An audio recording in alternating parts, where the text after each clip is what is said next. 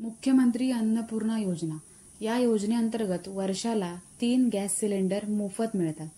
ज्यांना पंतप्रधान उज्ज्वला योजनेअंतर्गत ज्यांचं कनेक्शन आहे आणि दुसरं म्हणजे ज्या महिलांच्या नावावरती गॅस कनेक्शन आहे आणि त्या महिला माझी लाडकी बहीण योजनेमध्ये सुद्धा पात्र आहेत, त्यांना ह्या योजनेचा लाभ मिळतो. आता ही मुख्यमंत्री अन्नपूर्णा योजना सुरू झाल्यानंतर तिचं काही GR आणि अपडेट आला नव्हता. त्यामुळे ही योजना बंद झाली की काय असा बऱ्याच लोकांना प्रश्न पडला होता. तर त्यांनी हा GR प्रसिद्ध केलाय.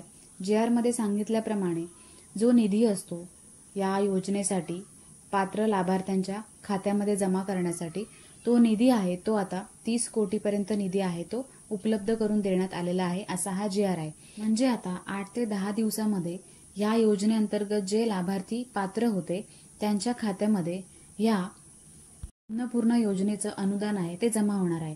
म्हणजे त्यांनी 3 सिलेंडर आहे त्यांचे पैसे तर त्यांनी दिले होते, पण 3 सिलेंडरचे जेवढे पैसे होतात तेवढे पैसे आहेत ते या लाभार्थ्यांच्या खात्यामध्ये डायरेक्ट DBT द्वारे जमा केले जातील.